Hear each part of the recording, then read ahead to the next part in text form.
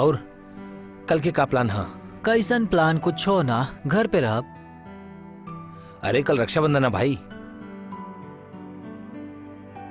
हाँ ता ओकरा से का फर्क पड़ेला। खैर तोहार तो कोनो सिस्टर भी नहीं खे। नो सिस्टर नो टेंशन। अरे लेकिन भाई लोग के कजन सिस्टर हो खेली, जैसे मामा की बेटी, मौसी की बेटी, चाचा की बेटी, केहू तो हुई। हाँ हाँ एगो मौसी के लड़की तो बिया और बचपन में हमारा के राखी भी बांधत रहली, लेकिन जैसे जैसे बड़ भइल ना राखी बांधल बंद कर देली। काहे झगड़ा हो गइल बा का? अरे ना यार, ओकरा के ना प्यार हो गइल हमरा से। कुछ भी। अरे हाँ यार, वो मामा के लड़का के शादी रहे। हाँ। और जना दारू पार्टी चलत रहे, सब दारू पी के टन हो गए। टन होला के बाद सब के सब निकल गए, बस हम और रह गई नहीं। एगो बात बतावा, ये लोग इतना जल्दी बियाह काहे कैले ले? ये 24 साल की उम्र में के बियाह करेला यार? नहीं, हमके लागत बा तू बहुत देर कर देला। 24 साल की उम्र तक वर्जिन रहे के मतलब? Are you virgin? Of course. And you? Yes. हाँ, हम अपन वर्जिनिटी एगो खास शख्स खातिर बचा के रखले बानी। के बाऊ खुशनसीब? तू। का? तू हमार क्रश बाड़ा। हमने कजिन भाई बहन बाड़े। कजन है, सगा तो नहीं ना? अगर रउआ चाही तो हमनी मजा कर सकेनी। तू पागल बाड़ू का? ये पॉसिबल नहीं खे। राउर अपन आँख बंद करी, हम रउरा के कमाल दिखावतानी।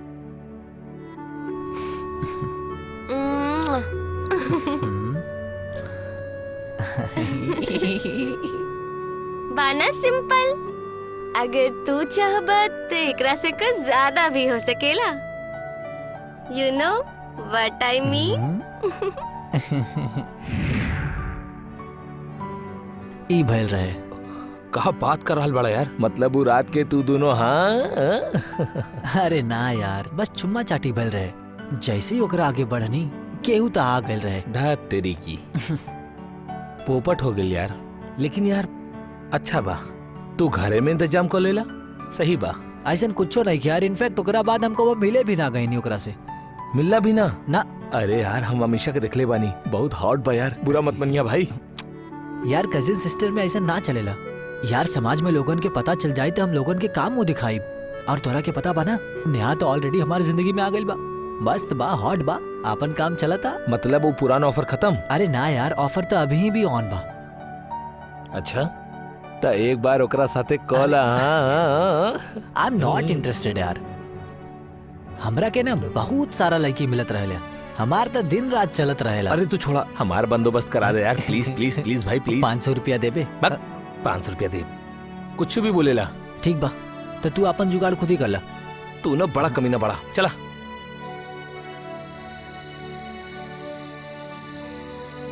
समीर। जी पापा। बेटा जरा यहाँ वा। बेटा हम जरा बाहर जाके आवता नहीं। लेकिन पापा इतना रात के कहाँ जाता डा? ओफो समीर, तोहरा के तो कुछ पता ही नहीं खे। का भइल पापा? वो अमीशा के। का भइल अमीशा के?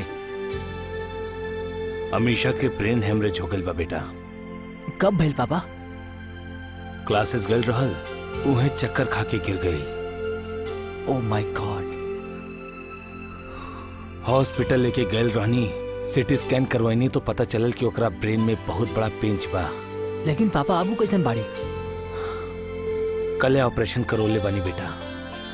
ठीक बा पापा, आप जात बाड़े तो हमार हमेशा से बात करवा दिया। ओफो बेटा समीर, तो के जाके पर्सनली उसे मिले के चाहिए। ठीक बा पापा, आप जाकर मिल के आई, हम कल जाके मिल ले। Good boy.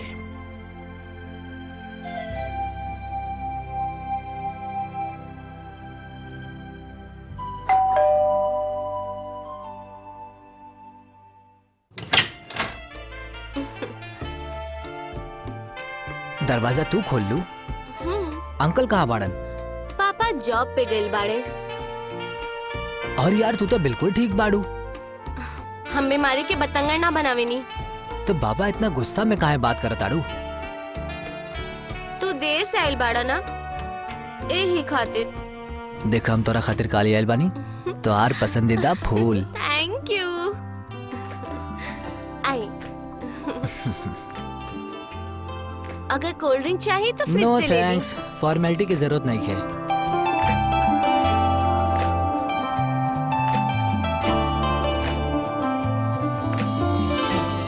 तू ऐसे का देखा ताड़ू? इतना दिन से तो तू देखे ना आइला, अब जब मरे जात बानी तो देखे आइल बाड़ा। अरे मरे तो आर दुश्मन, पूरा 100 साल जीबू तू। सुनी, आपके घर वालन आपके कुछ ना बतवले? का? यही कि हम कुछ साल के मेहमान बानी। Oh really? तोहरा की सब मजाक लागत बा? दिखाई अपन मेडिकल रिपोर्ट। अरे यार, तोहार ऑपरेशन तो सक्सेसफुल हो गल रहे ना? दिमाग में छेद करल गइल बा, काहे ऑपरेशन सक्सेसफुल रही? वैसे भी बचपन से तोहार दिमाग खराब बा, अब एगो ऑपरेशन का खाक ठीक कर पाई? रउआ के ये सब मजाक लागत बा? यू रियली डोंट नो कि हम कितना दिन जिए वाला बानी? तू एगो स्ट्रांग लड़की बाड़ू। बस हम इतना चाहेनी कि जिंदगी के जितना भी दिन बचल बा खुशी से गुजरे। आपको रुलाऊं का पगला, आई हेट टीयर्स। तोहरा के हमसे का लेवे देवे के? तोहार तक गर्लफ्रेंड भी होखी। हाँ भी आता। ओकरे पास जा, हमरे से कहे चिपकत बाड़ा। वैसे ओकर नाम का बा? तोहरा से अच्छा नाम बा नेहा। मोबाइल में फोटो तो होखी ही। हाँ हाँ। दिखावा। हमरा से ज्यादा खूबसूरत नहीं खे। हाँ, कुछो भी। अरे तू तो स्वीट हार्ट बाड़ू। लेकर आ जाइए ओकरा हमार जनाजा में। यार हमेशा कुछो भी तू बोले लू। Salim, I really don't know कि हम कितना दिन और जियब, लेकिन हमारे को विनती बा, please try to keep me happy.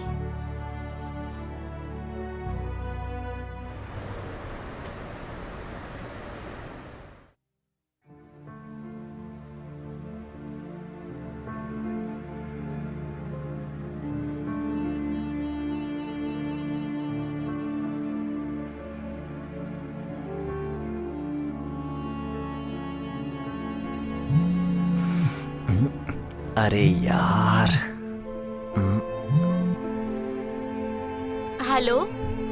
Hello Salim, हम तोरा से मिलल चाहत रही।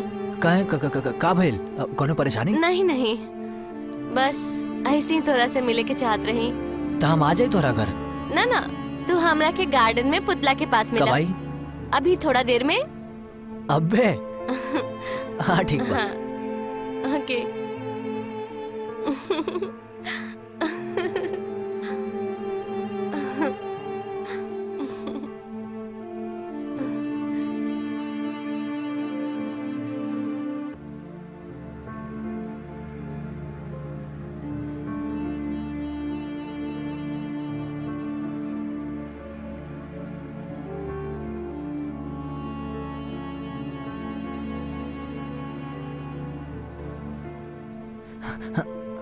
का भइल हमेशा इतना जल्दी काहे बुलौलू? सब ठीक बा ना?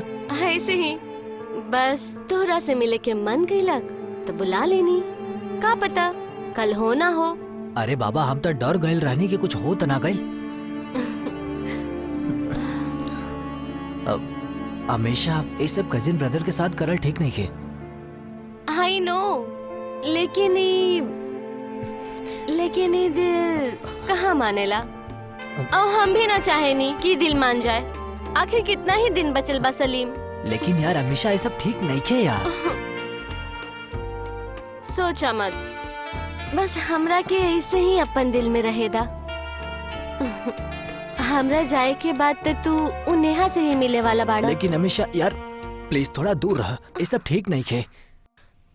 जो दिल चाहेला उहे ठीक बा। अपन मरे वाला कजन के थोड़ा खुशी भी ना दे सकेला तू? पल दो पल के साथ हमार, पल दो पल के यादन हमन के।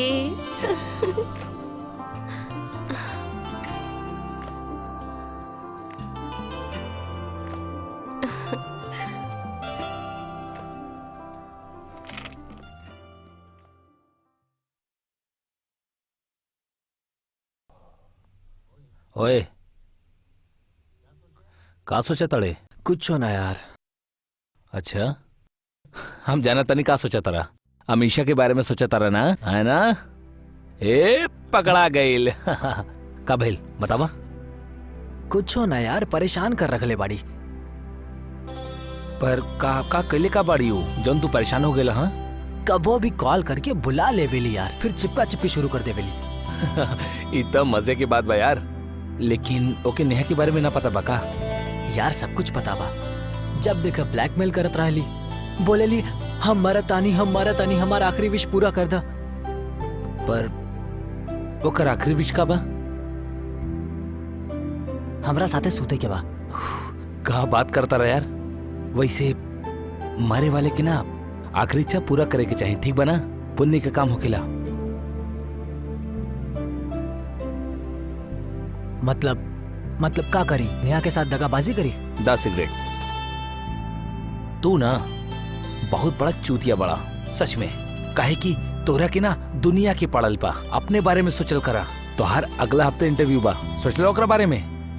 ना, एगो काम करे, हमेशा के तू लेबा। मिली तक काहे न ले अब यार, दियई बा। अबे हम ओकर कजिन है, ता हाथ का दल्ला बन जाई ओकर। बन हमरा के का, हमरा के तो मिल जाई।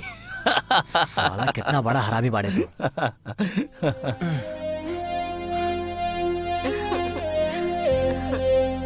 सरप्राइज। तू हाँ, हमरा के पता बा कि 2 दिन अंकल आंटी घर पर नहीं खन, शादी में गइल बाड़े। हाँ तो हमने सेलिब्रेट करे के। सेलिब्रेट? हाँ, हमरा के इहो पता बा कि तू इंटरव्यू में सेलेक्ट हो गइल बाड़ा, तो सेलिब्रेशन तो होके के चाहिए। हाँ, लेकिन हमरा के दूसरा इंटरव्यू के तैयारी भी करे के बा। ओ कम ऑन, एक दिन से कुछ नहीं के होके वाला। Lettuce celebrate. चलो चलो, आओ ना। अरे यार, जिंदगी झंड कर देले बाड़ी तू। चला।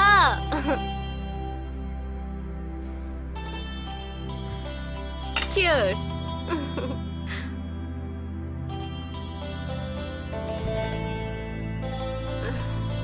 अमीषा, एगो बात बतावा, तोहार बीमारी में ये सब मतलब दारू चले लगा? एगो मरे वाला इंसान के सब कुछ चलेला। अगर हमरा अटैक आ भी गइल ना, तो हमार पर्स में गोली रखल बा, तू हमरा के खिला दिया। मतलब तोरा के पैनिक अटैक आवे लगा? दिमाग खराब हो गइल बा ना हमार। अगर उ वक्त गोली ना मिली था तो शायद हम मर जाए। अच्छा, तो एगो काम करा, हमने ई ना पियल जाए, हमने ना कोल्ड ड्रिंक पियल जाओ। ओ कम ऑन, जान हमार दाव पे लगल बा, तू का टेंशन लेत बाड़ा? चला पी ला।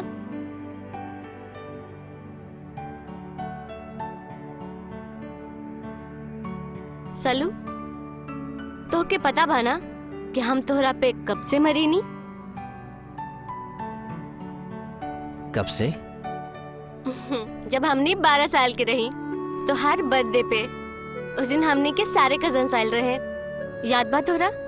हाँ, हमरा के याद बा। उ हमार बर्थडे के पार्टी पापा क्लब में दिले रहा। हाँ, उस वक्त तू केक कटला और सारा कजन्स के छोड़ के सबसे पहला पीस हमरा के खिलवला। बस उहे वक्त हम तो हर दीवानी बन गई नी।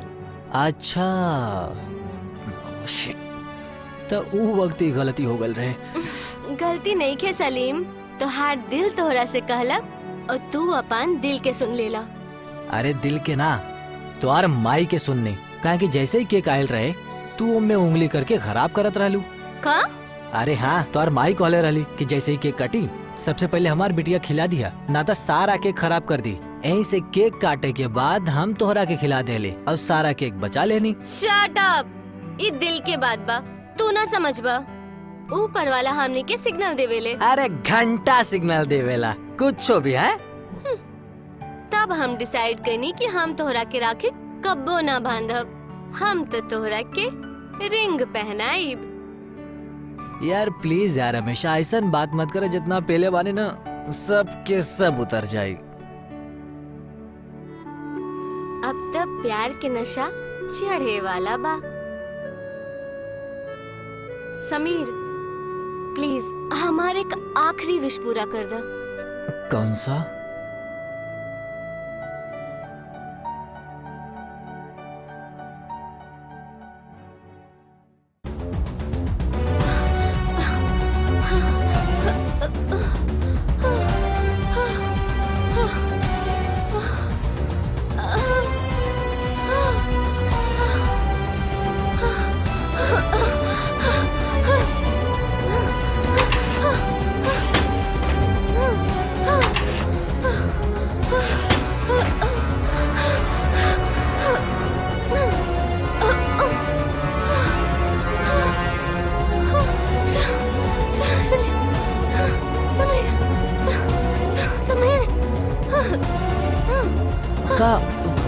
गोली,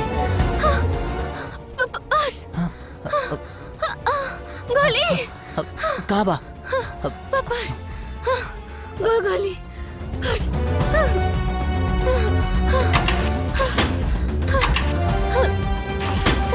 समीर,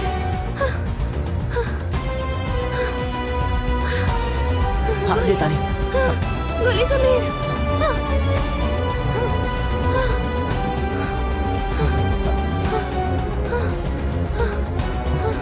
पानी, पानी, कहाँ?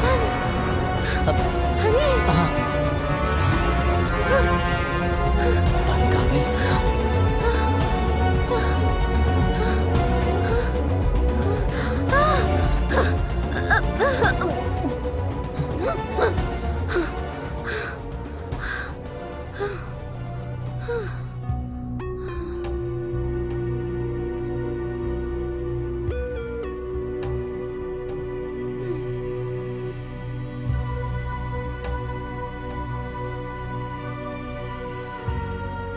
का तू ठीक बाड़ू? Yes baby, thank you so much. अगर तू वक्त पे दवाई न देले होता तो शायद हम मर चुकल होती।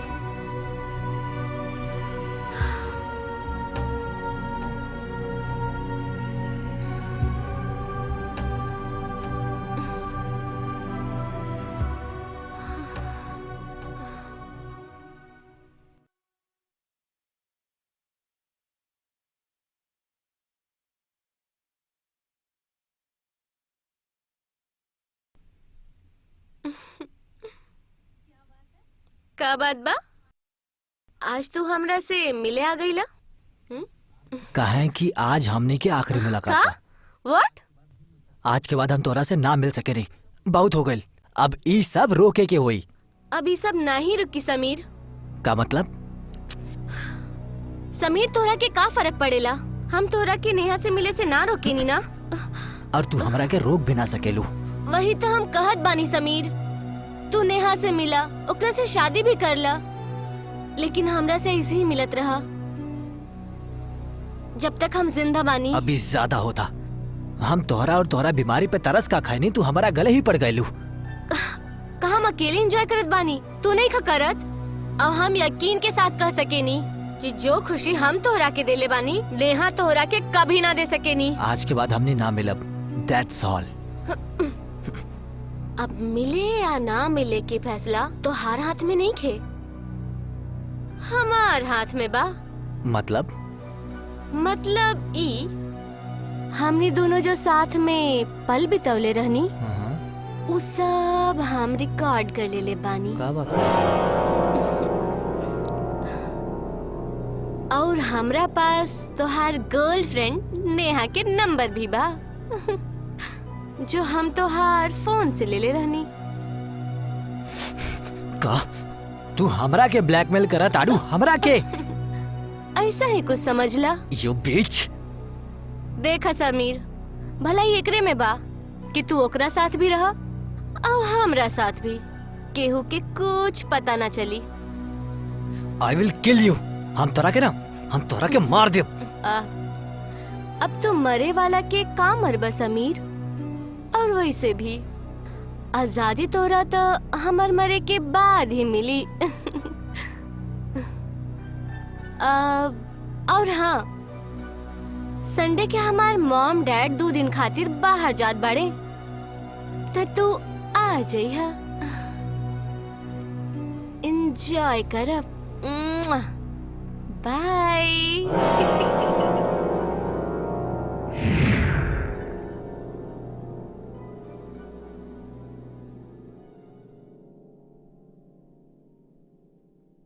अब के ख्याल में खोल बड़ा? हाँ अमीशा,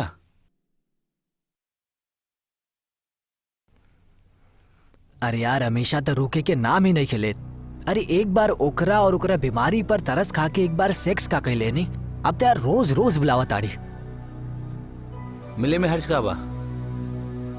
यार मिले में कोनो हर्ज नहीं है। कब होटल में, कब ओकरा दोस्त के घर में, और जैसे ही मिले लेना बस कपड़ा उतार के शुरू हो जाली। अरे तो हमार भाई एंजॉय करा ना। का घंटा एंजॉय करी यार।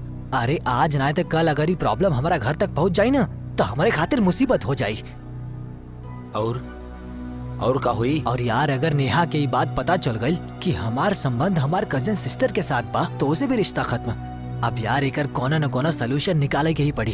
एगो बात बतावा, तू तो कहले रहला कि मरे वाली बा, का भइल? अरे यार वो 1 साल से यह बात बोला ताड़ी पर आज तक ओकरा के कुछो नहीं के भइल। भाई आई एम 100% श्योर वो तोरा के चूना लगाओ ताड़ी। अरे ना यार, ओकरा के उ रात मिर्गी के दौरा पड़ल रहे, बहुत हालत खराब हो गल रहे। अगर ओकरा के हम गोली ना देले रहती तो शायद उहे दिन वो त ना देवे के रहल गोली। अब मतलब एगो काम करा, सीधा सीधा ओके एगो बात बोल दा कि ई रिलेशन खत्म, अपन टेंशन खत्म करा। You can not continue any more.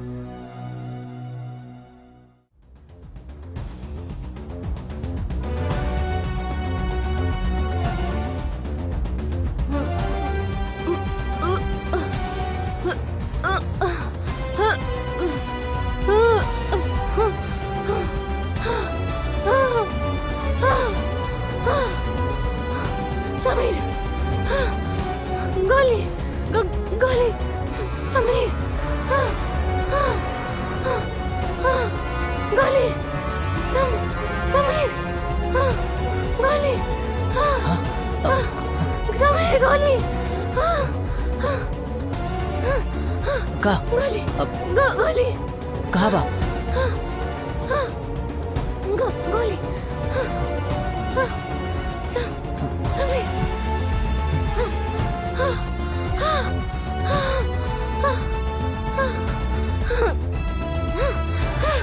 गोली,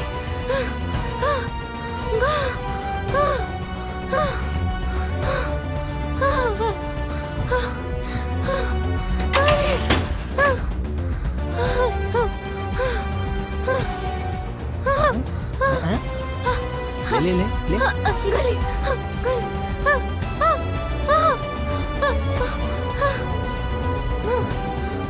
गोली, समीर, गोली, गोली।